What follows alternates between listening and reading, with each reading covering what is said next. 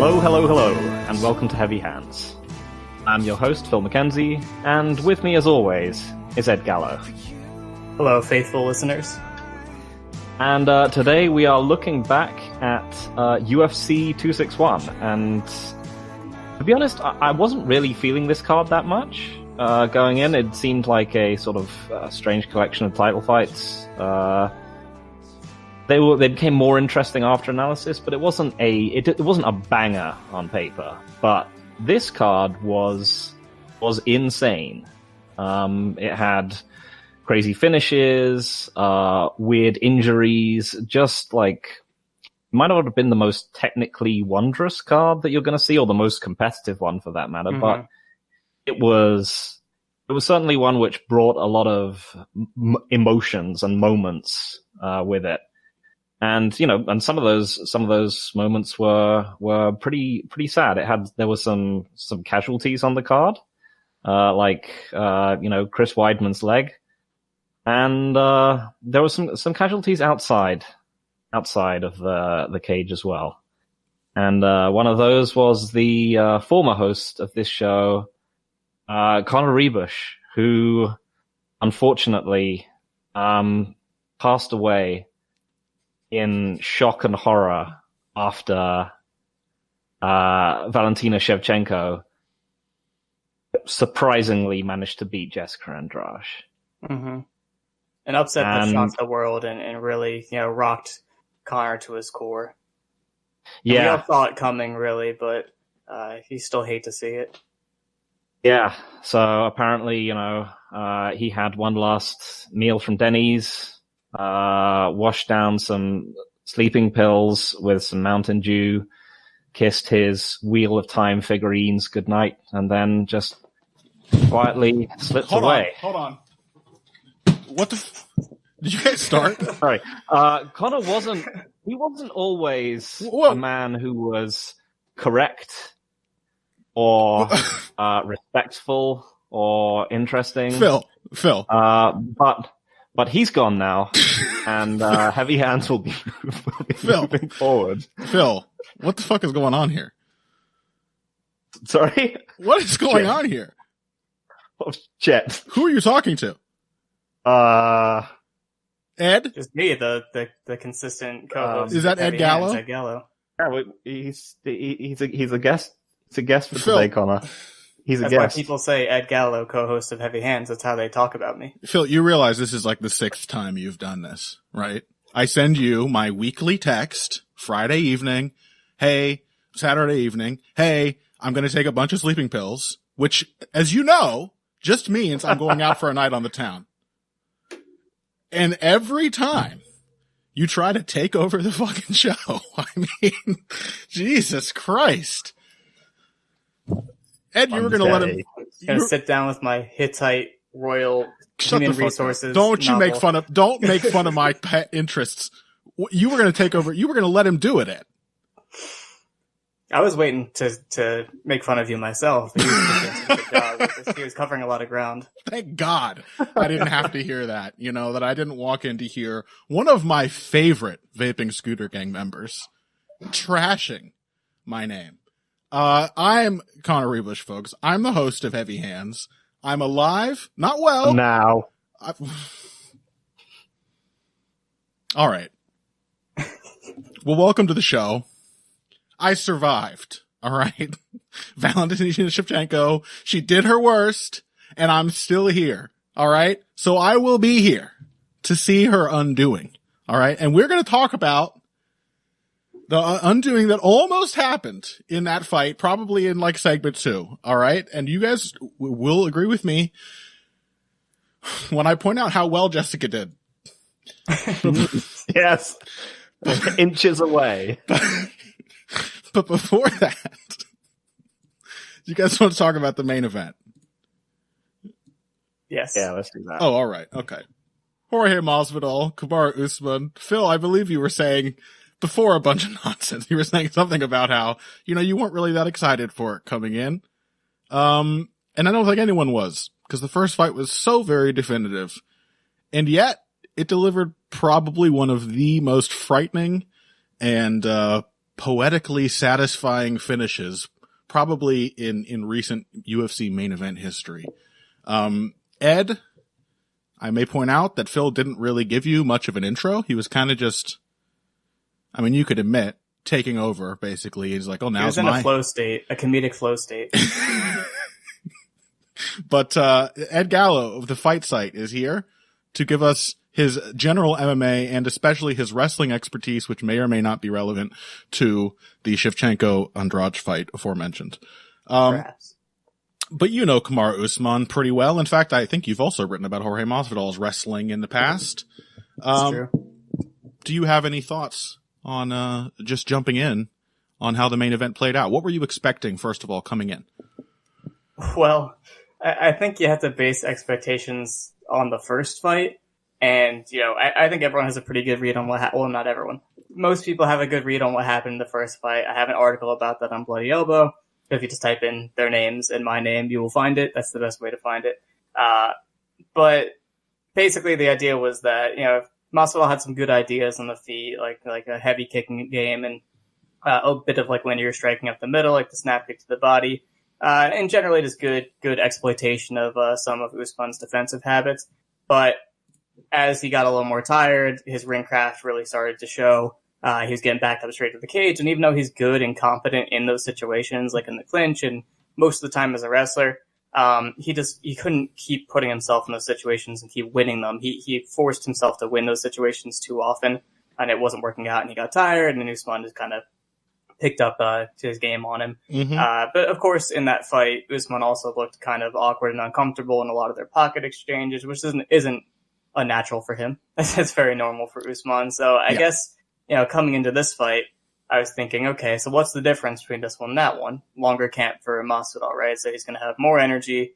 He'll be able to pursue that early, you know, round one game plan more so. But instead, it seems like Jorge Masvidal thought, well, I have more energy to stretch over 5 rounds, so I will be more conservative, which is a definitely whole brain thinking attitude of not doing the things that were working the first time and pursuing a completely different game plan, which allowed Usman to attack him at will. It's really interesting, isn't it, that full camp Jorge Masvidal, like we may have found out accidentally and in reverse fashion that like short notice gambling Masvidal, a Masvidal who knows he must gamble, might often be way more effective than the typical Masvidal who historically, I mean, not as much in recent fights, but historically has been very conservative, especially in 5-round title fights.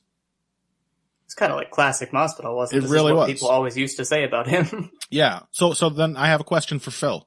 Phil, it was a little more classic Masvidal in terms of pacing, but you and I talked last week about, you know, essentially whether or not Masvidal was kind of on a bit of a puncher's path kind of thing. He started knocking people out. He was harnessing his athleticism at this late stage of his career, you know, arguably for the first time meaningfully. And we lamented the fact that there was no jabbing Masvidal. There was no footwork Masvidal. There was no adaptive defense Masvidal. All these layers that we often get to see from Masvidal as fights carry on, they were nowhere to be seen. And we were wondering, is that a factor of the camp? Is it a style matchup thing? Is it Masvidal deteriorating? How much classic Masvidal was this? This felt quite classic. Yeah. Not necessarily in many good ways. I think in general it showed the flaws with what classic Masvidal is, I guess, in a relatively surprising way. I mean, he did go for things like a flying knee, which I think that's how he got taken down. Commentators, yes, the commentators talked up, and which just got him taken down and got blocked. But yeah, for the most part, I mean, I think we really saw the fact that he has generally been someone who has relied on the fact that he has a better jab than anyone else in punching range and can just pick off kicks like no one else. When other fighters have kind of supplanted that with kicks as their range weapons, leaving him to just snipe people with the jab. because this was a fight where he got into basically a jabbing war with Kamaru Usman and pretty much lost it. Yeah. It almost makes you feel like it was one of those things where, like right at the end, he was making everything work at the end of his career. And I'm just saying this, not saying that he's done, but that we're almost certainly not going to see several more years out of Jorge Masvidal or any big developments going forward. It almost feels like at the very end, his game was like finally passed by.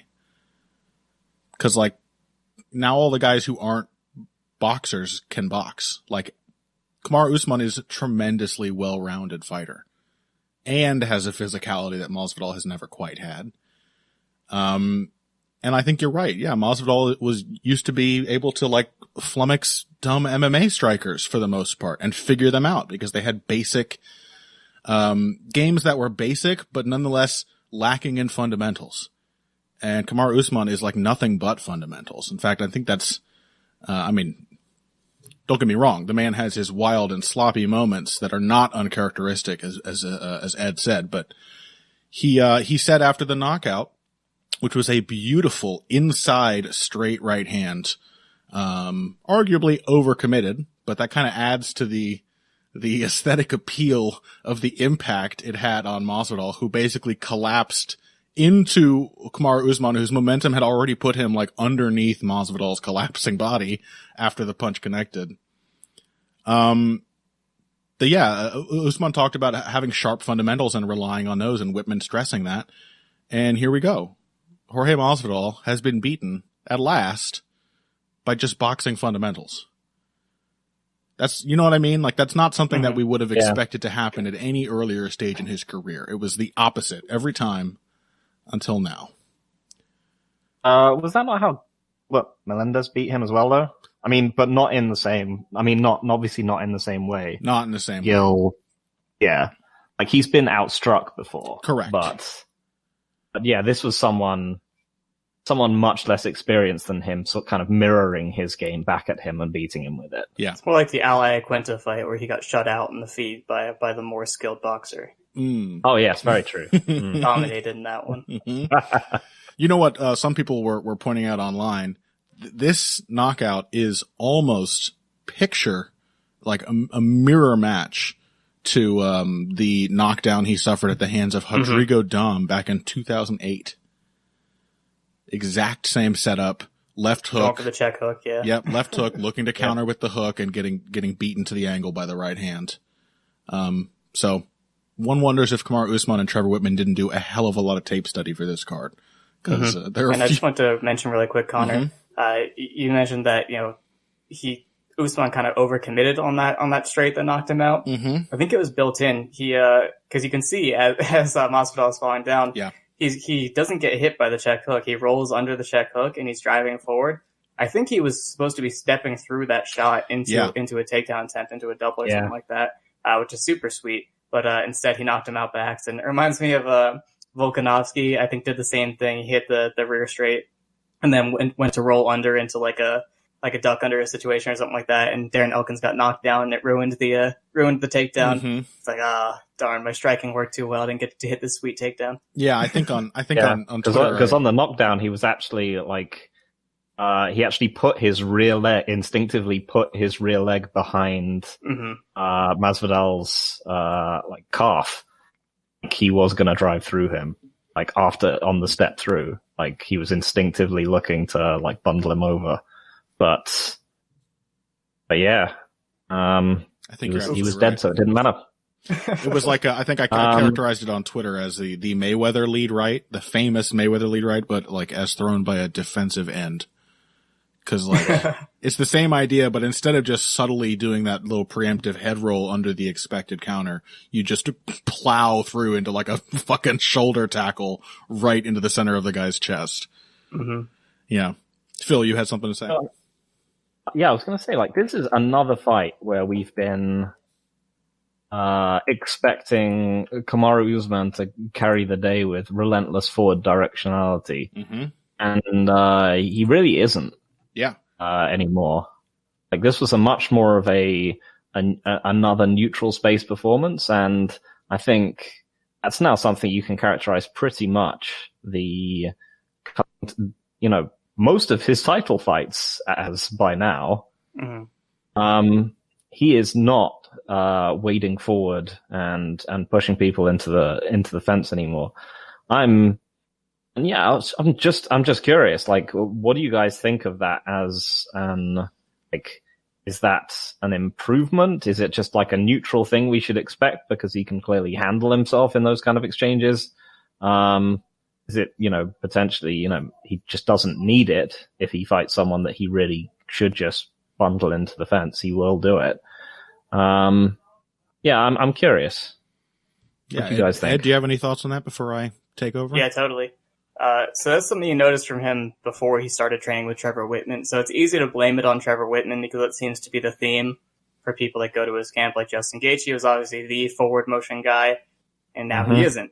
And that's the big thing is, he started listening to Trevor Whitman, right? That was the whole shift in his style. It was like, now you're ready to listen. After he got knocked out, and Trevor Whitman was happy, which is the most psychotic moment I've ever seen from a coach. But yeah, he's definitely, I think that was always, you guys talk about personality and style and how they mesh. And I think Usman was always good at, being a bulldozer and, being extremely good in the clinch against the cage and getting his wrestling going there. But I don't think it's ever been what he wanted to do. Mm-hmm. I think he's always wanted to be a striker and knock people out. And now he's, this is the way he's comfortable doing it, because when he starts to pressure harder, that's when he gets a little messy and when things start to fall apart and it's a little, nervous for him. This is something he's much more comfortable with, where he can settle and relax. And, knowing that his absolute A game is clinching people against the cage and wrestling them there. It hurts me a little bit that I know he's not really deliberately trying to get people to the cage, but it's not so bad because, something that he's doing very consistently, and this is a Henry Hoofkamp thing, because Chandler does it too, is throwing his long rear hand to the body to use that to mask the snatch single setup. And not everyone can do that, because not everyone can cover space or have the long arms or even finish a single or do any of the things that he can do. It works really well for him. So he was setting it up on Masvidal that whole time, with his level changing combinations and the long combinations. So you don't really need to pressure to the cage if you have that, because you can put him on the cage just by holding a single. There are like 10 fighters in the UFC who can get out of that fast enough before you can drive him to the cage, with just a head inside shoving the leg. So I think that could be a really, really good strategy for him. He doesn't necessarily need to pressure people. If he gets this mid-range kickboxing match, he can get to a leg all day, and he doesn't need to finish it. He can just drive him to the cage and get going in his process there. And I think that's very comfortable for him, and whatever is comfortable is probably what's going to be more, he's going to be able to repeat it in future performances. So, I don't mind it, actually. It fits well for him. It's not something I would have prescribed beforehand, but now that I'm kind of seeing it and seeing how everything's fitting together and the way his game's developing. Plus, when you're physically the best guy in so many different categories in the weight, right. You can get away with doing things the way you want to do them, and it's not like he's doing a bad job. It's just different. Right. Gets a little, I don't mind it. It's working. He gets a little leeway to learn and to allow some mistakes that other levels of athlete might not enjoy. And I agree with that, Ed. Like the setup to the takedown that you picked out, sort of embedded in that knockout right hand.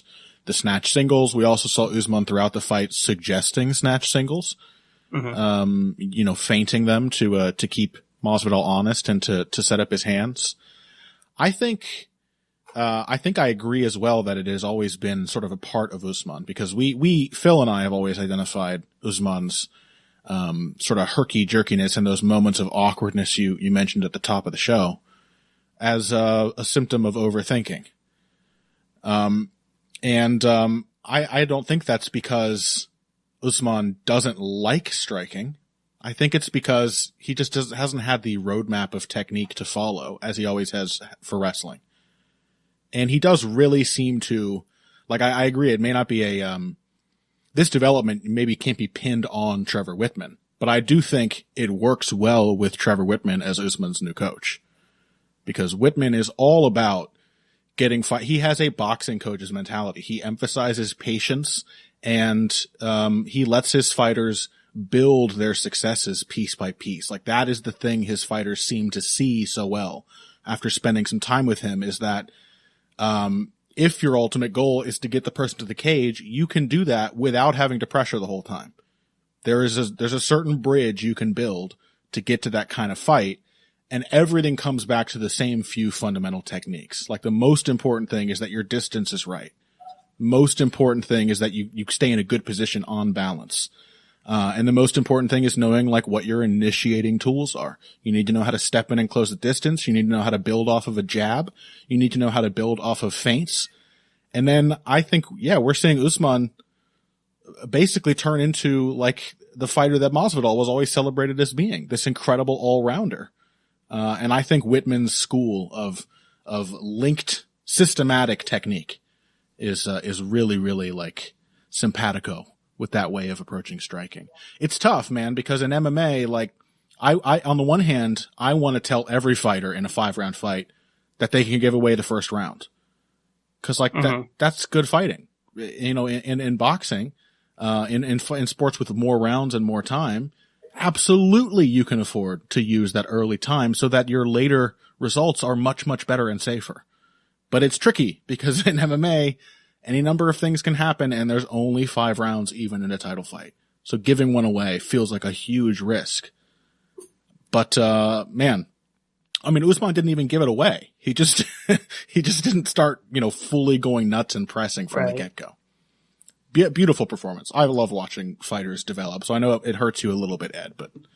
Yeah, it's okay. It's okay. It's just, I'm just more like I don't even think about Usman, because Usman did basically things that he's already shown he can do in the past few fights. I'm just thinking about Masvidal trending away from his win condition. Yeah. Whereas, like, someone like Gilbert Burns, obviously he got, you know, if you compare, you know, the first Masvidal fight and Burns fight, Burns got finished, and, you know, you would say he did worse, but he also knew exactly what his route to winning that fight was, and he hammered it right away, and he did everything he could to win. He did exactly what he needed to do, and it didn't work. So you can't be too mad about it. Masvidal, I feel like he left a lot of success on the table. Like, I don't really know what that was. I mean, people said kind of jokingly, but full camp Masvidal looked worse. And, like, I think one of the things is, you know, you're mentioning those level change feints. I think they were really screwing with Masvidal's sense of distance, because I don't think he was, because I've rarely seen him look so uncomfortable with his range. Yeah. Only really against he was super cautious. Like Stephen Thompson. Have you seen, as I've seen him, like, pumping out quite so many shots at ranges where they cannot land. That is relatively uncharacteristic. But yeah, one of the things I was thinking of is I am genuinely curious at this stage, even, you know, despite what is a growing physical disparity, I'm genuinely curious to see what this version of Kamaru Usman would do to Stephen Thompson.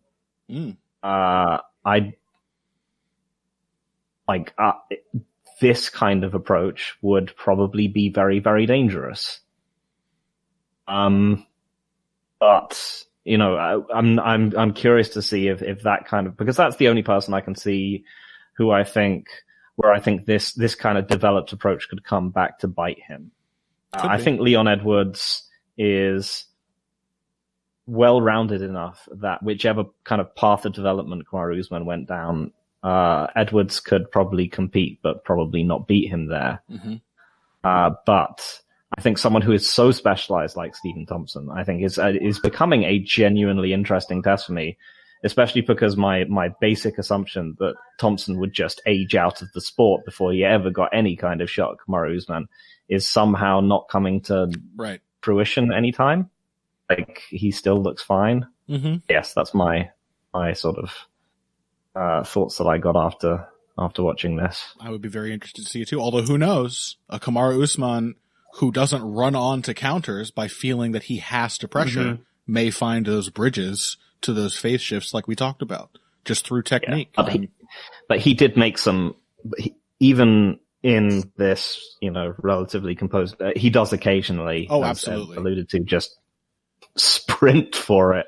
End of the round, he got kind of crazy. Yeah, but I think that's always going to be a thing. Like, as I said, this is the kind of comparison the UFC loves to make that makes boxing fans pale. But like, it did make me think, not just because I've been watching him recently, of Marvin Hagler, who was one of those fighters who is a dynamic combination of just like reckless ferocity and flawless technique. And the thing that made the reckless ferocity work was the sort of bed of expert schooling and technique that surrounded it. It's not about, never doing something crazy or taking a risk. It's about knowing when to do it. And I think Usman is pretty clearly working towards that, where the crazy moments are now only coming when he has an opponent like panicking as he breaks from the clinch. Or increasingly they're coming at those moments when it kind of makes sense to try something nuts. So I loved it. I love seeing him develop. That's all the time we have to talk about it, though. And Ed will be very glad to hear that, because instead of a wrestler becoming a striker, in the next segment, we're going to get to talk about a supposed striker who does nothing but fucking wrestle. After this. Hey everybody, thanks for listening to this week's Heavy Hands. If you like what you hear, please consider pledging to support the podcast on Patreon. Patreon is basically continuous crowdfunding. You sign up to contribute a certain amount per month to help us with production costs and the like, and in return you get rewards ranging from a mention on the Heavy Hands website to a question or topic of your choice being discussed on the show. We have a lot more in the works to reward you for your help, and we appreciate every contribution. No amount is too small. Just head over to patreon.com and find how you can help out, the only show dedicated to the finer points of face punching. Now let's get back to it. Welcome back to Heavy Hands. I am your host, Connery Bush. I do feel like that has to be said for all interested parties to remind them. I'm your host, me. And we're back to continue talking about UFC 261, the co-main event, Rose Namajunas versus Weili Zhang. And Phil, we said that Zhang would get hit early. All the other stuff we said, moot at best. After the show, we were actually saying, like, what would be the most boring outcomes for these fights, in terms of, because we were really looking forward to discussing them afterwards. And we agreed for this one that the most boring outcome is early Rose knockout. And it happened. And you know what, though? Not that boring. There was something. Yeah, it was still like a neat knockout. It was a very neat knockout. I mean, neat is underselling it, in my opinion. It was pretty. It was artful. It was effortless. It was the best example I can think of a time when, like, some shit that you basically just throw out there to see if it works looks so deliberate and expertly done. Though I do think there's a strong element of it just happened to work. Ed, what are your thoughts?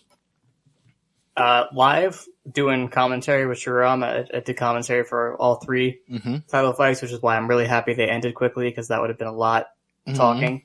But live, that's what I thought. It's just like she just threw it, and Zhang happened to react the way she did, and it caught her nice. But today, actually, we posted a breakdown from our friend Snackmoy, who did a little thread about from the Jacek fight, the Joanna fight for Zhang Weili, that she has that reaction to basically every lead leg kick. She does that same thing, and Joanna actually hit the exact same shot on her, that the lead leg head kick off the reaction to the low kick, and it didn't knock her out or anything, but she hit it. So I think that might have been a case of deliberate scouting, which is pretty insane. That she went to it right away and it worked right away. You hate to see it. You want to see the fight play out a little bit more, but yeah, the evidence suggests that there was something there. Yeah. It might just be coincidence that it's worked before, and that's just a strike that she was going to throw anyway, and then the reaction made her get knocked out by it. But it might have been, we know she does this, so I'm going to do it. And it's also Rose's footwork from when she was able to control her own entries is pretty nice. Not when people are pressuring her as much, but when she can control her entries, it looked good.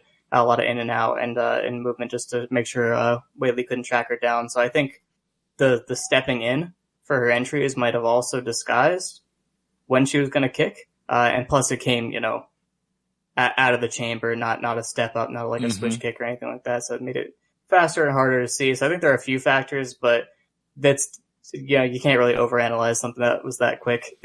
Oh, watch me.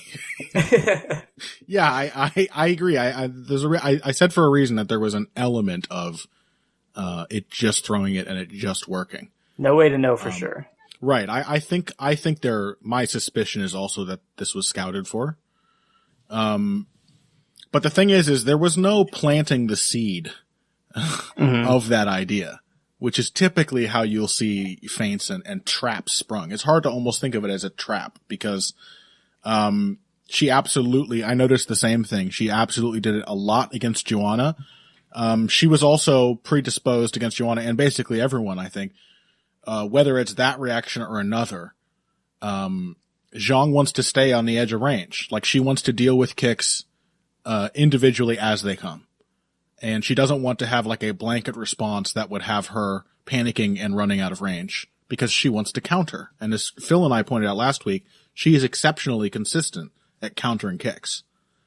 I mean, that's, Joanna didn't land hers as perfectly, the left high kick she landed, but perhaps a large part of the fact she didn't go on to land it more is that, like, a lot of Joanna's kicking success, her free kicking success basically came in the first few minutes of the fight. And after that, it was a huge gamble every time she threw one, whether or not Zhang was going to fire back with a salvo of punches. So I think that is overall a stylistic thing that you're exploiting if you're thinking, let's just step in and throw a kick and see if she picks the wrong reaction to it. Because there was no, other than Zhang herself throwing lots of inside low kicks, Rose didn't do anything in particular to make Zhang think this is going to the inside of your leg. That I think was, it's probably why, she might have a consistent, reaction like that. And also, why she had the reaction in the fight, I think, is that Zhang, I think instinctively a lot of fighters often get a tit for tat mentality. Of course, yeah. You land a low kick, I'm going to land a low kick. And I think Zhang, that being like her primary range closing weapon, was like, oh yeah, here it comes. And it was kind of the perfect time to do it because she didn't have any particular reason to think yet it's not going to the inside leg either. Right? Just, she was still gathering her own impressions of the fight and how the exchanges would play out. The other thing you mentioned, Ed, though, that I do think played a big role here, Rose did a really nice job of disguising the intended target of that kick. It made me think of like Robert Whittaker, Lyoto Machida. These are other fighters I can think of in MMA who use chambered kicks with similar effect. And it was a really nicely chambered kick up to the last possible instant that Zhang could have reacted to it. It's very difficult to tell where that kick is going. And that's because Rose, she leads with the knee. She raises her leg and doesn't actually let it sort of unfurl until that last moment. I think that's compounded by the fact that Rose, unlike so many MMA fighters, she does my preferred disciplined eye line thing of keeping her eyes on her opponent's chest. And she'll occasionally look at their feet, but she almost never looks at her opponent's face, which takes away the opponent's ability to play with eye lines and eye feints. It also takes away Rose's ability to sell eye feints, but it also prevents her opponent from seeing where the strikes may be going. It also prevents her from telegraphing with her eyes. So it's sort of like a nice, I myself, when I spar, I look at my opponent's chest. And I think that may have also played a factor as well. Because if you watch the knockout again, Zhang, there is really nothing in Rose's body to indicate that it's a high kick. There's not much to indicate it's an inside low kick either, but there's nothing there to indicate where the kick is actually headed. And I think that also helps explain her catastrophic miscalculation. So that was it. That's the whole fight. Let's talk about the other one. Valentina Shevchenko defended the belt. You talk about it, Ed. That was my favorite Valentina Shevchenko fight. Shut the fuck up. That was the best one. All right, no, I did ask you to speak. Go on. Okay. Yeah, I mean, it probably didn't come as a surprise to anybody. Pre-fight, on my podcast that I have outside of this, my other life, people only know me from Heavy Hands. You exist. We talked about how wrestling is going to be a big factor in this fight. Mm-hmm. Andrade was pretty vocal saying that I think defensive wrestling is Valentina's weakness. I agreed because she got taken down by Jennifer Maia, and that's embarrassing. Mm-hmm. So I was like, yeah, and Juliana Pena, and probably other times. So I'm like, all right, yeah, I think that is her weakness. But are you the one to exploit that? Because I talked about how Andrade isn't really a wrestler. She doesn't really have a wrestling game. The takedowns she gets are, hook flurry due to the cage.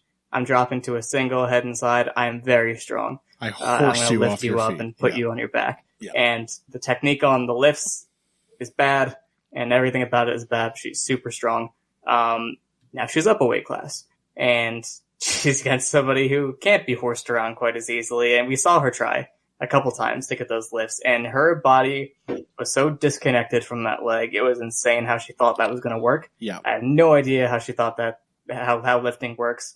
Like, you think someone who lifts a lot of things, it looks like she does a lot of lifting, would know the mechanics of lifting. Well, it's usually so easy, Ed. Usually, you have some of their weight on top of you in some way. Your hips are closer to their hips. You're underneath them. Yeah. She was just next to the leg trying to pull it up into the air. I'm like, you're going to get her leg higher.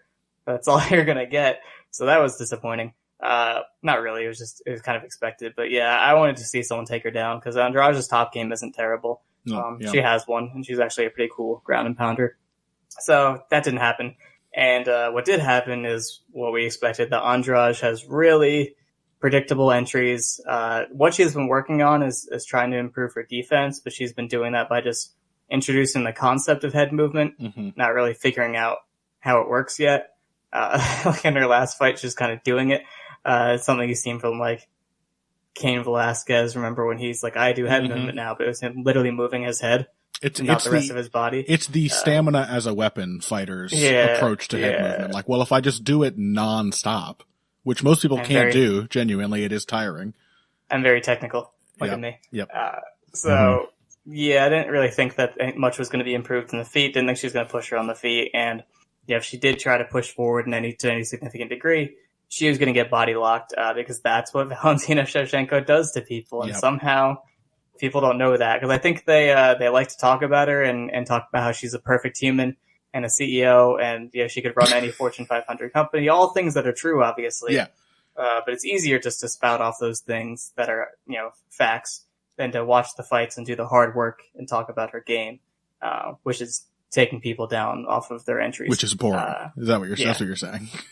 It's much more fun to talk about the idea of Valentina Shevchenko rather than facing the cowardice, I think is the correct word, Ed. That is actually endemic to her style. Yeah. The one thing that was missing here is no kick catches. That's one of my favorite things that she does. She actually does a really cool job running people's feet and steering them in different directions. She had Tijuana a bunch in their fight off of kicks, but Andrade didn't kick her, so we didn't see that. But she got into these intercepting body lock entries. Basically, all you need to do is dip to your lead side and get an underhook over their lead shot, or you can grab both at the same time. But if the other person does not get their hips back, you can lock your hands no matter what. It doesn't matter if you are able to pummel an underhook. Doesn't matter what they do. If they don't move backwards, if they don't move their hips backwards, you're going to be able to lock your hands. So that's what was happening. Was she was just reaching over the other side and connecting her hands over unders. And Andrade had two things working against her, I think. One, she was kind of small. So against a taller person, it's really hard to avoid allowing someone to get leverage on you in that situation, because they can step past your base in either direction. They have a lot of reach in that situation. And the other thing that she had working against her was she didn't even try to stop that from happening. She was thinking about pummeling and changing her grips and things like that. And against the cage, I'll talk about where she went wrong. But she wasn't moving her lower body. As in the words of Ryan Wagner, her feet suck. She didn't do anything. Like when someone gets a body lock on you, gets like a tight lock, bit of a dominant tie up like that, and they're known for taking people down upper body, you have to get your hips back. And it stinks because in MMA, when you get your hips back, your whole body is open. So ideally, if you get your hips back, you want to be able to stick that arm across to their hips, to the other side of their hips, and have some sort of block and start pummeling out of there and show some urgency to exit that situation. But you got to do that first step. And she didn't do it. And if we end up talking about Robert Whittaker's fight, that's a common theme. It's the same thing that happened there. So basically, because she didn't do that, Shevchenko was able to take these big steps outside, get these dominant angles, and to hit any sort of body lock takedown like that where you're pulling them off to one side, you just need a block. So if you can step your left foot outside of their right foot, if you can go the other way, it doesn't really matter if you can put your knee on the inside of their knee, the back of their knee, that's great too. Any sort of angle like that where you have a block, you're good to go because you have this body lock and you can use that to drag them the other way and pivot, and they're going to fall over that block. And that's what happened over and over and over again. It was very upsetting, but Andrade never figured out why it was happening. And one other detail would be that when they were against the cage in these rear standing positions, because Andrade was getting back up into rear standing and they had the rear waist lock, she was just kind of hanging her hands forward and waiting and saying, Yes, what should she have been doing with her hands in those crucial situations? What she did do was she spun in to face Valentina Shevchenko, which theoretically makes sense. But there's a cage behind you. So when you spin against somebody to get any sort of, you have to reach back to get your whizzer, get whatever you're looking for. Right. When you reach back and lift up your arm like that, you stand straight up. And as soon as she did that, she was getting taken back down because she had no base. Her base is super weak. So Shevchenko was just timing it every time. Yeah. So I'm going to wait for you to spin. And then when she did it, she's like, oh, you're tall, taking you down. It literally was just counter fighter's instincts in the tie-up. Yeah, I mean, it was really smart. It was really smart exploitation of terrible tactics. But yeah, what she should have been doing is fighting the hands, because if someone has their hands locked around your waist and you're turned away from them, you can just reach down and attack those hands. And something that MMA fighters do that makes me angry is they push the hands straight down. They try to break the hands apart. You got to use your hip bone. You got to peel the hands off your hip bone, and you'll be able to break it against there so much more easily while you hip heist forward. So that's just really basic wrestling that can sometimes be hard with the cage in the way because you might not have room to get your hips forward to create that point for the block. But there's just a lot of basic things she wasn't doing, and they also tell you in wrestling, like any wrestling practice, don't reach back. And that is all she did. Yeah. I mean, there was a sequence in the first round, which the cage wasn't even a factor. She got rear waist cinched and wasn't fighting the hands. And she tried to do exactly what you described. She just tried to straight up spin in, classic, I'm an athlete and usually that works kind of response. And, Shevchenko, even in open space, she just timed it, crunched down on her lower back with that body lock. Yeah. And just ran her over. It was nice. It was nice from Shevchenko. It was bad from Andrade. Wasn't. But still, not everyone in MMA exploits bad habits like that. So it's still good to see that she took all the opportunities that were given to her. Yeah, fine. You okay? You know what really bothered me was when the commentators were saying, I think she's making a point, and that's why she's wrestling with Andrade like this. I think she's trying to make a point, because we thought Andrade was going to wrestle her. Notable point maker, Valentina Shevchenko. The only point Shevchenko is ever making. Emotional fighter Valentina Shevchenko. Yeah. She hasn't even successfully proven that she hasn't even successfully proven that she's not an AI yet. You think she cares that much about trying to prove that she can beat people everywhere? It's just, the only thing she proved is that she does this every fight. And that's what makes me so mad. But god damn it, she's good. One more thing I liked from her top game is when to set up that finish in the crucifix position, Andrade kept getting her free hand in the way, so she couldn't just pound on her with no resistance. And to set up the positioning, she used her two free hands. Shevchenko did to go for an Americana to create that hole under the elbow, and then she put her head under it. And she trapped her arm there with her head, and that's when she was able to open up, and there was no defense. So I thought that was pretty neat, too. So offensive wrestling, offensive grappling. I actually like Valentina Shevchenko a good bit. Everything else, you can keep it. I don't need it. But this is my favorite Valentina Shevchenko fight, because it was basically only offensive wrestling and grappling, which is the best part of her game, for sure. It was admittedly exciting. All right, I'll give her that. But that's Andrade's doing. Okay. Yeah, I will say, I'm I think I'm still a defender of Jessica Andrade's head movement. I think it's got a bit of the it starts off as kind of Cain Velasquez-esque, but she does like figure out how to use it over the course of the fight. Generally, like it didn't help her at all here, but sort of going back to what Ed was talking about at the beginning, I think this was one of those performances where you realized the development of Jessica Andrade has just been going in completely the wrong direction for her to be able to fight this person. You know, right. Something that we've alluded to with Kelvin Gastelum and Robert Whittaker, right. is that she's been like, wow, I am a sitting duck on the feet. I need to become a better striker and at least not just be absorbing damage every time. So she's been kind of developing her defensive striking. Admittedly, like the exchanges on the feet didn't even give her sort of experimental head movement time to work, because she got absolutely lit up in the few that they actually had. But it was like I'm gonna develop my defensive striking, and then she has correctly identified that Valentina Shevchenko is like her weakness as such as it is defensive wrestling. Mm-hmm. But unfortunately, that was also Jessica Andrade's weakness, and it was a much bigger one. Yeah, I mean, to be fair to Jessica, both of those phases did need improvement to beat someone like Valentina Shevchenko. So it is kind of a crapshoot picking which one you want to ignore. Oh, I genuinely think if she'd worked on her, I mean, I think she's probably just, I don't know. I think she's more naturally suited to being an effective wrestler if she was trained better. But I think if she was just a wild swinging loony on the feet and a much better wrestler, I think this would give her a much better chance You're probably right. Success. I mean, in part because that's who Jennifer Meyer is, and she did better than Andrade, despite being sort of in many ways a demonstrably worse fighter. Yeah, and you could see in the tie-ups, like, physicality of Andrade could have perhaps competed with Shevchenko. Although it was certainly shocking to see that Shevchenko is, like, not only taller than Andrade, like everyone is, but also as broad in the back and upper arms and everything.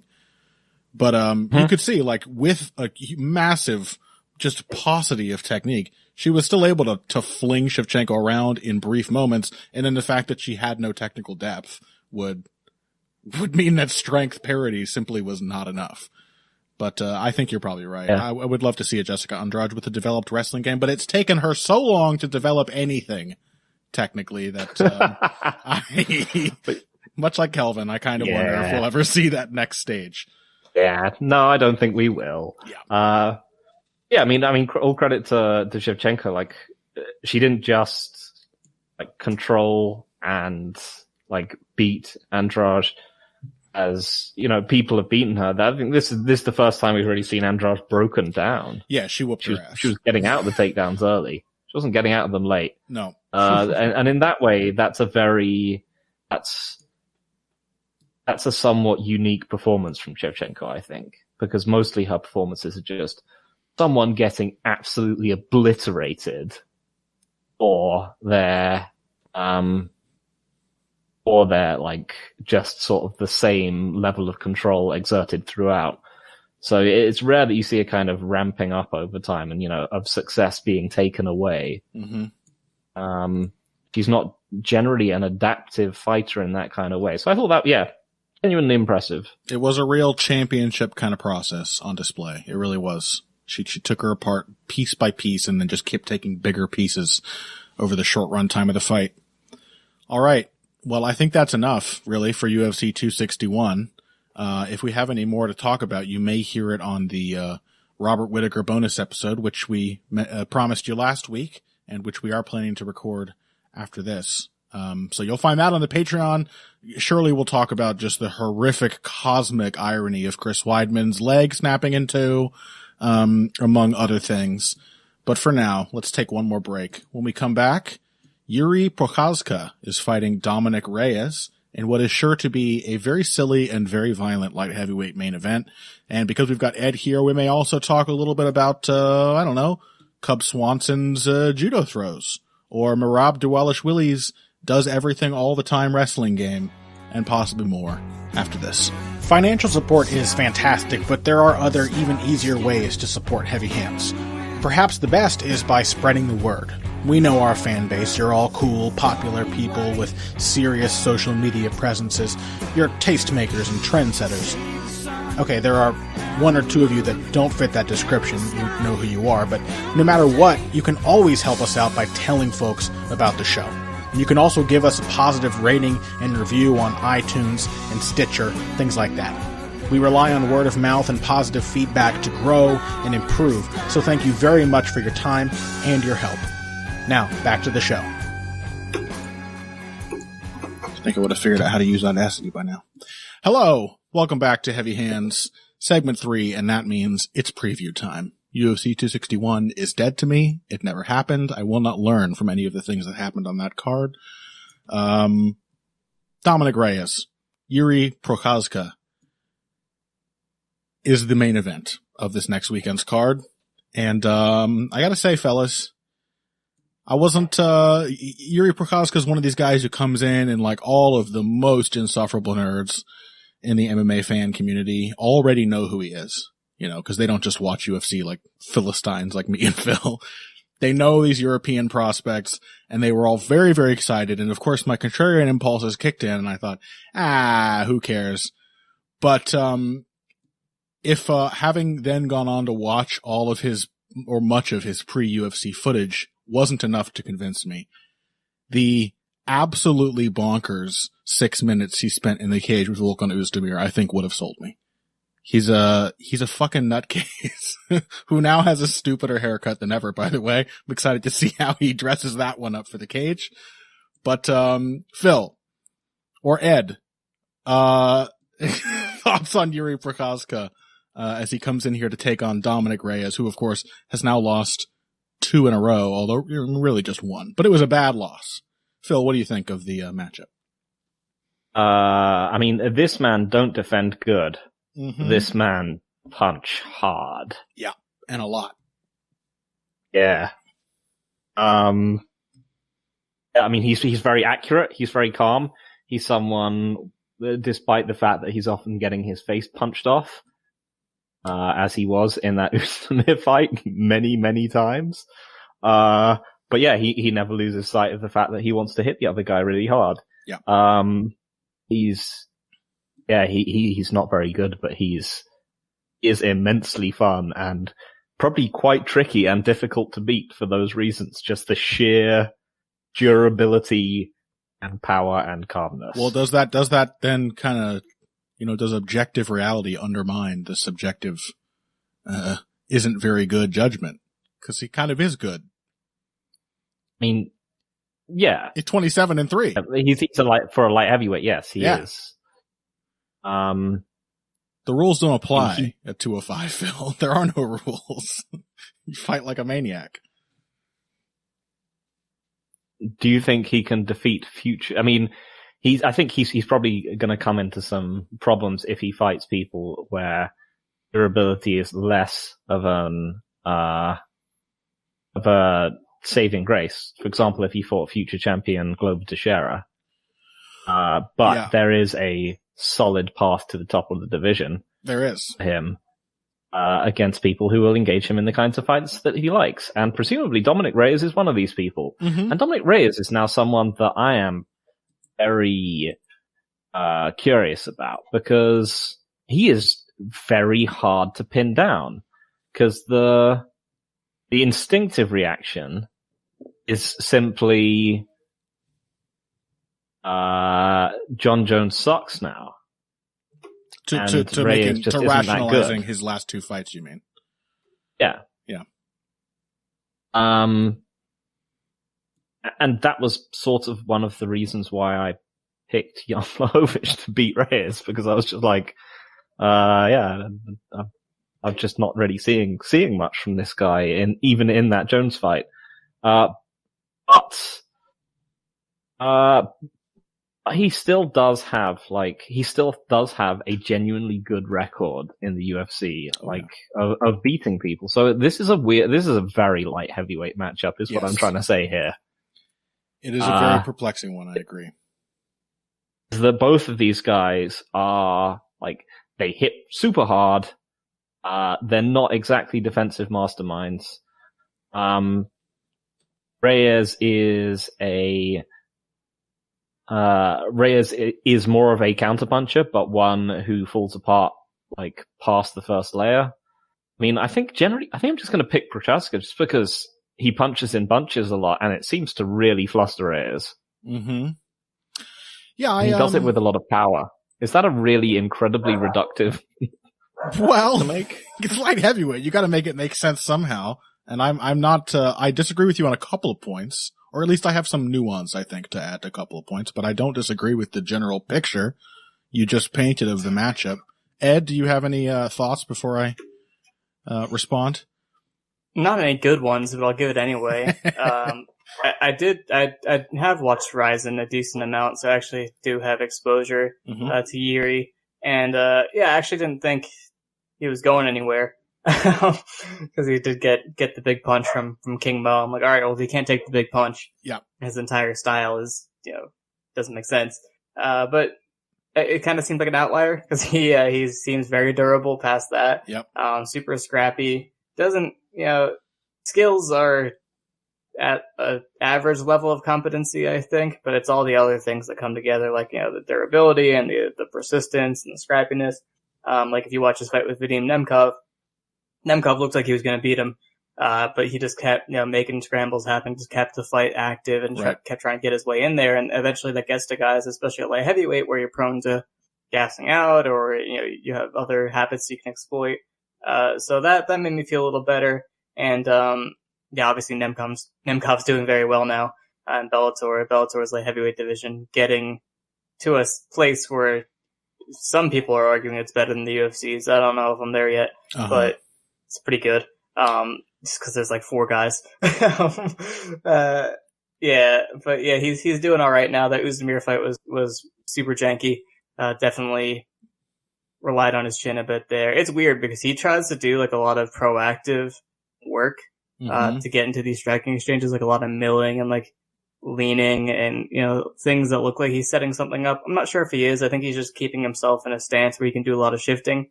He likes to shift a bunch, which is also not the best way to be defensively responsible on your leads. But yeah, I mean, if he keeps making light heavyweights uncomfortable on the back foot and knocking them out, then that's kind of cool.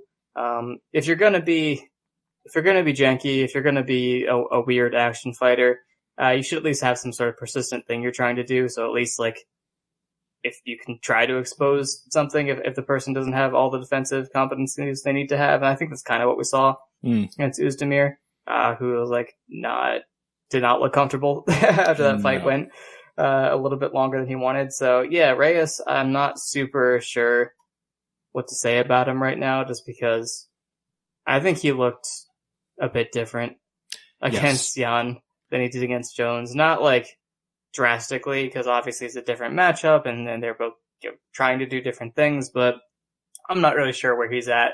And I'm always deceived by his weird Crash Bandicoot body that I don't see him as an athlete, but obviously he is. But then I can't picture him being athletic and well put together physically because he looks so ridiculous and his hair is thinning. So it's just all coming together. I think that added to it. That adds to the impression that something was wrong in the Blachowicz fight, right? Because his hairline gave up after not getting. Sometimes that stuff is a good indicator. Like when Frankie Edgar showed up to the Korean Zombie fight with the fro. Or when John Dodson had that several fight stretch where his hair was a disaster. John Ray tried to grow his hair back, stuff like that. I'm like, what's going on in your life right now? They're dealing with some kind of internal Who's letting you get out of the house like that? So, it speaks to overall poor conditions, and you can definitely make informed decisions based off that sometimes. It's probably the personal life version of cause we all know MMA fighters never try to reinvent themselves technically or stylistically. They always try to say, I'm going to be bigger now. I'm going to bulk up or I'm going to cut weight. And I think, changing your hair or facial hair is the personal life version of that. I can't change who I am, but I can change how I look. And maybe then I'll be a different... You're suggesting that John Dodson's hair was an attempt to, like, puff himself up like an animal, scaring its predators. Yeah, like a sort of bullfrog, just sort of blowing out its big throat pouch. Yeah. I can't wait to see what the effect of Kevin Lee's neck tattoo is. Back of his head neck tattoo. Hasn't fought since he got it, so we're not sure if it works yet. It's his armor. We don't know how effective the talisman is just yet. All right, well, hold on. Let me get this sound recorded on the mic. Oh, good knuckle pop. Sit down, fuckos. I'm going to educate you on Yuri Prochazka.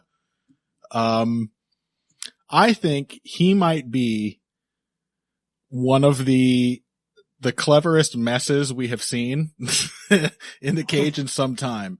I talk all the time. I have occasion to talk frequently about fighters who are somehow, despite talking about it all the time, I never quite have the right punchy phrase for it. Full of good ideas, but bad execution. I have been talking about this probably since the first time I ever tried to explain Manny Pacquiao. Cause he's full of that shit, right? There's a lot of messy footwork and off balance lunges and everything, but he does these things at the right times in the right ways. The ideas are sound. I think Yuri Prochazka is very much this kind of fighter, to an extreme degree, because, he's very hittable, especially early, as you said, Phil. Ed, as you said, he's very active without a lot of it necessarily being like pointed action. It's not always clear what kind of connection he is trying to create with a lot of his movement. But he is a weirdly adaptive fighter. And despite every choice he makes being like a weird improvised mess, a lot of them are good choices. So here's the first thing I'll talk about. The Oezdemir fight. This is very funny given your comments about his defense, Phil. The Oezdemir fight, the commentators made a point of saying that Prochazka credited his own defensive abilities and justified his incredibly low guard by saying that he had great vision. And then I think they were saying this, as he was getting hit in the face with like a 4-punch combination. But I think Yuri Prochazka does have good vision. I think it's, I agree. I think it's a big part of the reason he isn't knocked out more often. He does see the shots coming that connect to him, that connect on him, and he does take actions to prevent the same strikes working repeatedly. He doesn't just walk into shit. He will slip and block and roll and turn. And it's just that the technical execution on all of these layered defensive moves is like god awful and leaves him catastrophically open to something else. But this being MMA, he's actually remarkably consistent in how he will exit with a series of defensive moves. He will look to see how the opponent is trying to catch him, and he doesn't do a defensive move and then stop to try and figure out what's coming next. He assumes there's something else coming, and he had better make a preemptive adjustment as he's resetting.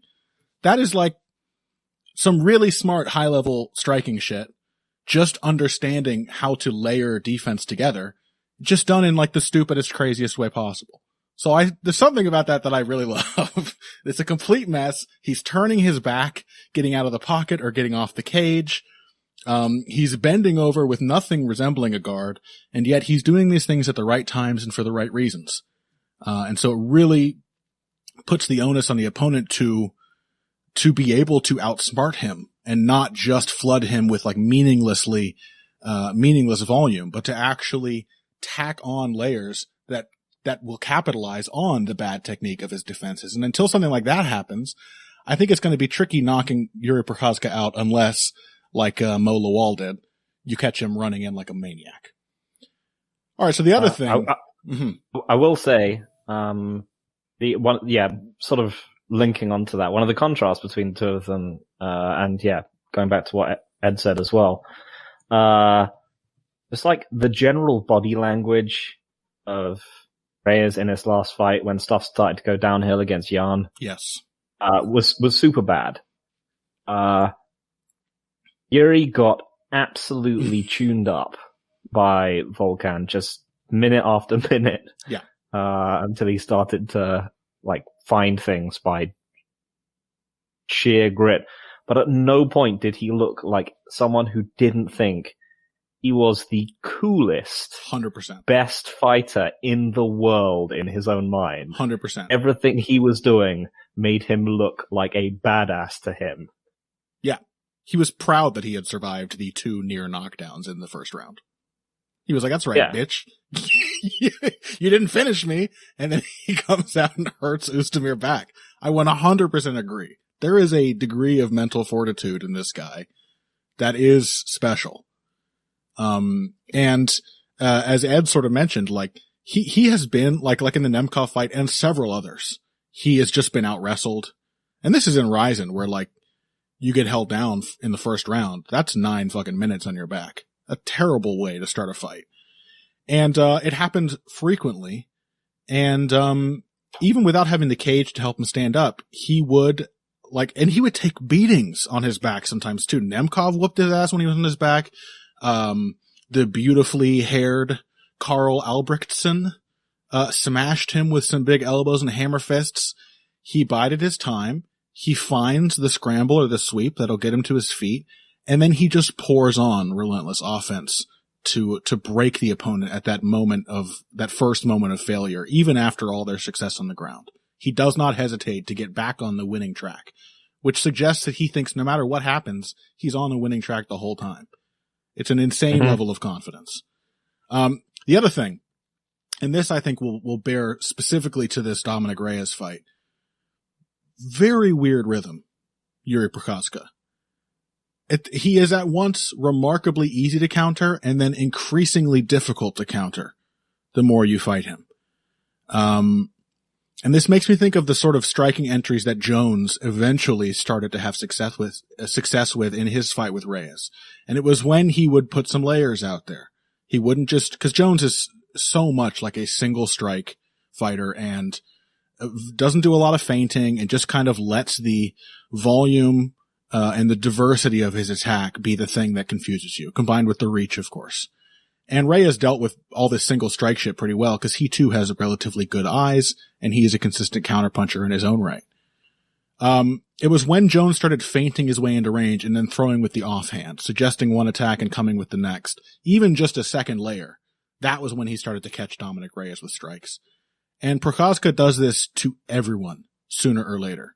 It may look like an absolute complete mess because it is, but Prochazka has a really tricky lead right hand, for example. Touches you with the jab. He's putting all these weird feints out there. He's leaning in, getting you to throw and then leaning back. And in the mid bounce, something very much like what Robert Whittaker does, actually, just a much grosser looking version. Mid bounce will just drop the right hand in there.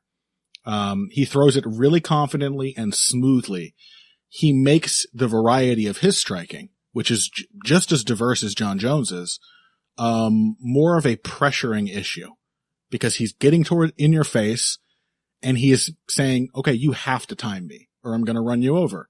And that initiative allows him to play a lot of games with his, rhythm and breaking patterns in his striking output. So I'm mystified and in love with Yuri Prochazka now that I've watched so much of his footage. He's, a complete and utter mess, but there is a rhyme and a reason to it. He's sort of Condity, if you think about it. He comes in wanting to try things right away. He gets badly punished, but he doesn't. It's just a matter of taking those punishments with the right mindset and learning how to then turn them around on the opponent. And I think he does that really well, actually. I think we were mentioning him in the break, but he's also a bit Kevin Holland-y. Oh yeah. If Kevin Holland believed, yeah, if Kevin Holland really believed that he was going to win instead of just sort of not caring. Yeah. He's self-belief Kevin Holland. I think not only do I not trust how Reyes looked, just to wrap it up with an actual pick, but I think, the reach, the janky timing, the pressure, the pace, these are all things I think Reyes is used to, sort of knocking out of his opponents in the first few exchanges. And, I don't think he's going to have that luxury here against Prochazka. So I will pick Yuri Prochazka. Ed, final thoughts, pick? You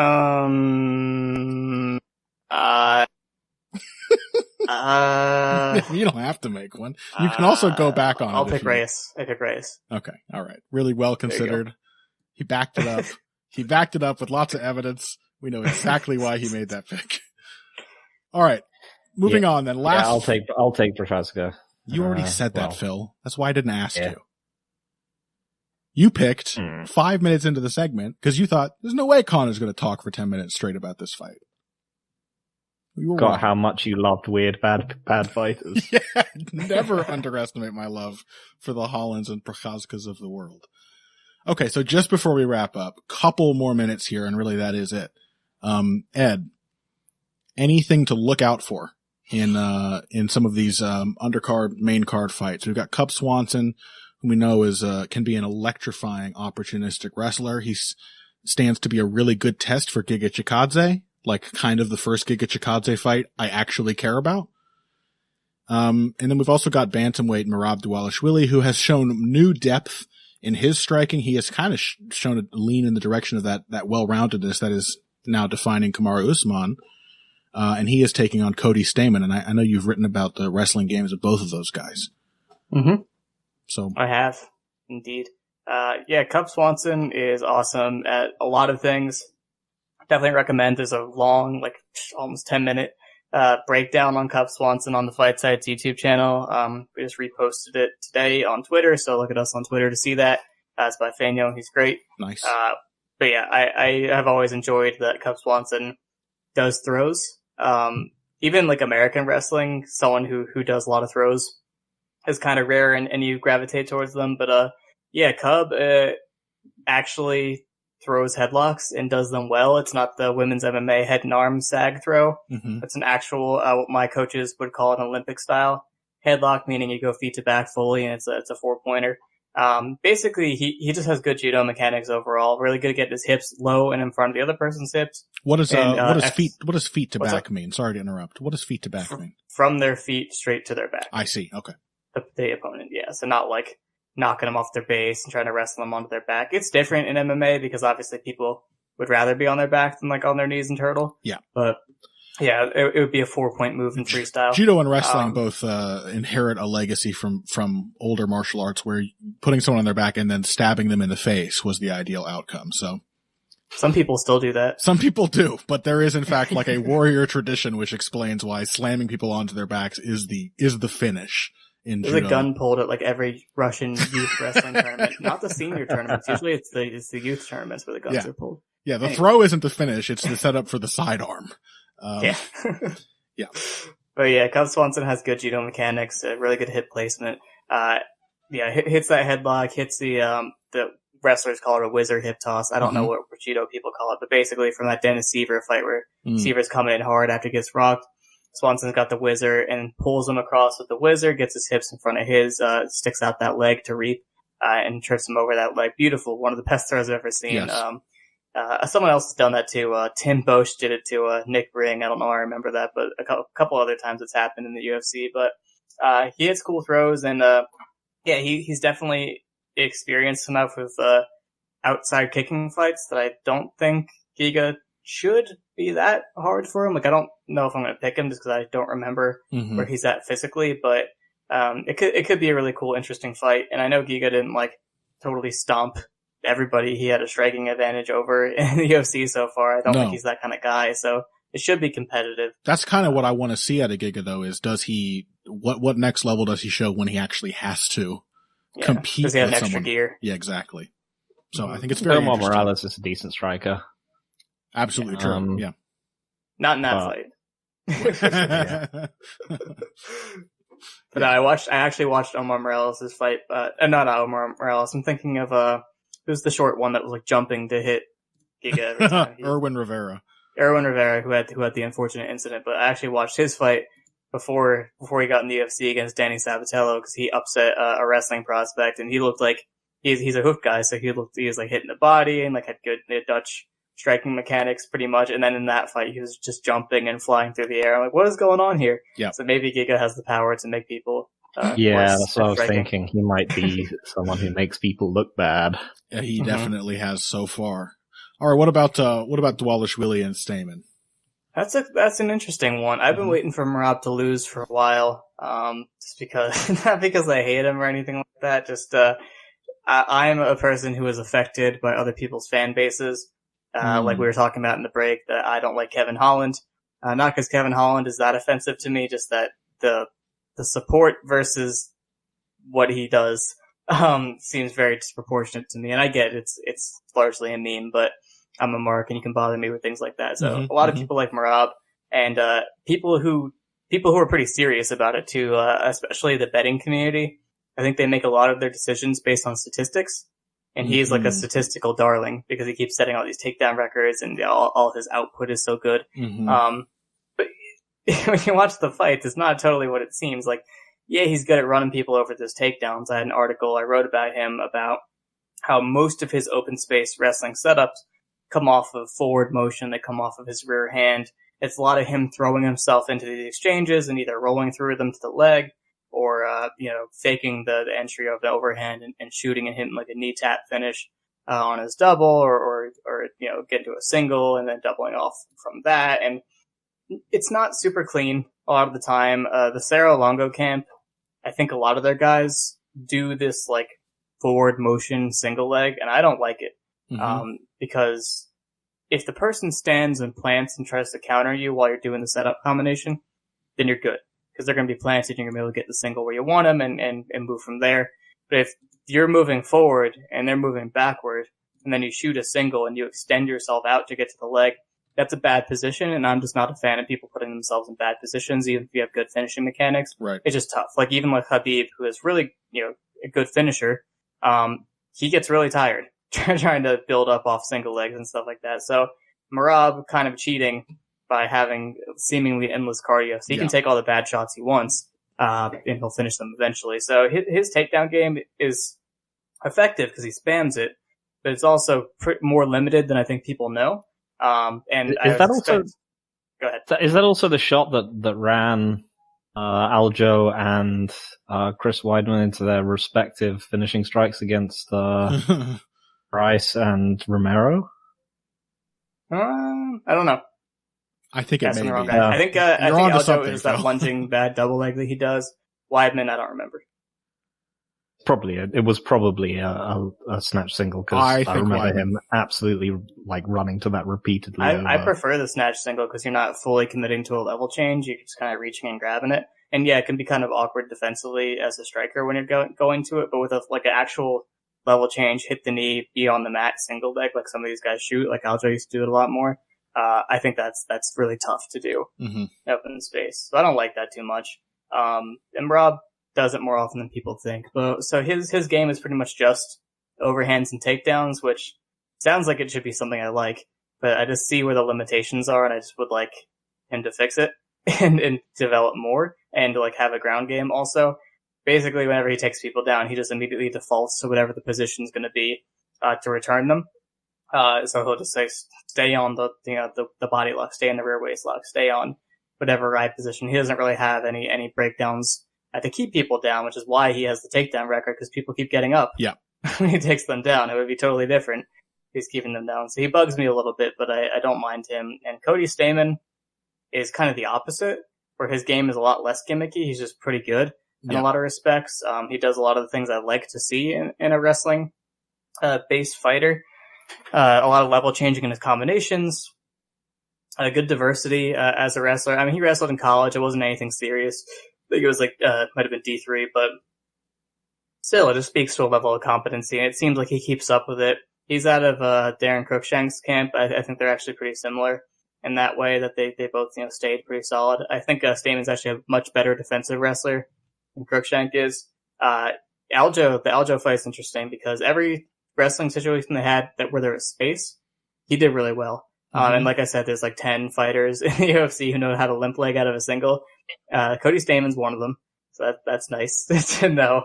But yeah, he's just good fundamental defense. In his offense, he level changes with his boxing combinations. He has an outside kicking game, which can set up a few different opportunities, either pulling someone in because they don't like being kicked on the outside, then he can reactive shoot, or standing them up off the kick and shooting off the kick, which is something you see much more with Russian fighters. You don't see it as much in the UFC.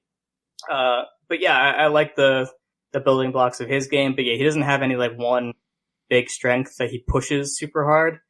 He's just more so well-rounded with his approach. And Merab is the opposite, where he has one 1.5 things that work really well for him, and he just hammers it. It's sort of so it'll be interesting. It's sort of a contrast in this fight between like better technique and better process. Yeah, because Cody Stamann he's sharper in every particular, pretty much. Mm-hmm. But Merab Dvalishvili knows what his physical strengths are and has a process to fighting that makes absolutely perfect sense. Cardio as a weapon, shooting. And I do think we saw in his last fight with John Dodson, which could have been a tough one, you know, like if your win is just going to be getting takedowns, and you're a mess when you're striking and you're going to be lunging in, John Dodson should be a really stiff test for you. And he was not. Merab Dvalishvili seemed perfectly prepared for that fight. I think he did actually make better use of his takedowns. It was not control on the ground, but when Dodson did get out of a shot, he found himself repeatedly stuck in the rear waist cinch. Mm-hmm. And Dvalishvili used volume strikes to the thigh, to just keep that a position where he was winning and controlling. I thought it was a pretty measured version of the classic Dvalishvili. It wasn't cardio as a blunt weapon, you know. It was a little more subtle than that. It was insurance for his for exactly. him to continue to do what he was trying to do, not like I'm going to win by exhausting you. It's just I'm going to do what I do. I'm going to do it a lot, and I'm not going to get tired. And I just keep trying to win the way I want to. It's more like cardio as armor, you know, than just something you bash your opponent over the head with over and over again. So, good fights. It's not a bad looking card as far as fight night lineups go. And Dvalishvili Stamann is just one of the interesting matchups on there. A big thank you to Ed Gallo of thefightsite.com, the boss, the overlord. He killed Kyle McLaughlin. He ate his heart and he gained his power. And sent him down to a lesser realm. Now he's a film account. Ugh. We all know is a less dignified disgusting part of social media. Shameful. So make sure you check Ed and his other members of his vaping scooter gang over there at thefightsite.com. In addition to the other things that you've mentioned, Ed, anything you want the listeners to read or view in this next week? Yeah, I think just the unique thing about the Fight Site is what we have going on Patreon. Obviously, you know about Patreon if you're a Heavy Hands person, and you also have money to burn if you're giving money to Heavy Hands because, you know, there's a lot more important things in life to be spending money on than combat sports creators' Patreon accounts. But if you're already doing it, then you should check out ours as well. Instead of extra podcasts and like articles and things like that, I just put everything on there that would be otherwise copyrighted on YouTube. Mm-hmm. So it's a lot of us giving live commentary on fights and different styles of commentary. So we just do normal analytical commentary where we just break down what's happening. I do a series called Resume Review where I evaluate the performances of losing fighters to kind of assess like what is their win condition, how well are they approaching it, things like that. I've done a bunch of those. I do it on wrestling as well. So if you're looking to get into the sport of wrestling, I do a lot of wrestling commentary. So that's definitely worthwhile. And then we have other tiers, like we have our own Discord server where everyone likes Kevin Holland and Yuri Prochazka, which bothers me. It's not who I wanted in there, but it's what we have. And any tier beyond that is like a content request. You can request a podcast topic or fights for us to watch for these commentary series or articles or videos or what have you. So we got lots of stuff on there. I think that's pretty unique, but otherwise it's just our Twitter account, fightsite.com. You spell out .com. And also obviously the website, thefightsite.com, and the YouTube channel. And as long as you follow us on Twitter, you're gonna be aware of everything. So I would start there. Jesus. See why this guy was so eager to take over my fucking spot, eh, Phil? You say, do you have a plug? Do you have a plug? And he's like, yeah, I got 5 minutes of plugs. Plugging my business in all of its components. Thank you so much, Ed. And make sure you check him out as well on Twitter at Edward Gallo MMA. You can find Phil and I on there as well at Evil Greg Jackson, at Boxing Bush, BUSCH. Phil, no pay-per-view this weekend, so I'm going to guess no toe-to-toe preview. Nope, not this week. Well, you can find on BloodyElbow.com where you would otherwise find Phil and Dave Castillo's toe-to-toe previews. You should be able to find this week my short breakdown of Namajunas Zhang, 74 seconds, one meaningful strike, but I found a surprising amount to say about it, which maybe doesn't surprise many of you who just listened to this whole episode. Anyway, thank you for doing so. Find us on social media. Contribute to our Patreon before you contribute to the Fight Site's Patreon. And we'll see you next week. If you came here today for the finer points of face punching, you came to the right place. This has been Heavy Hands.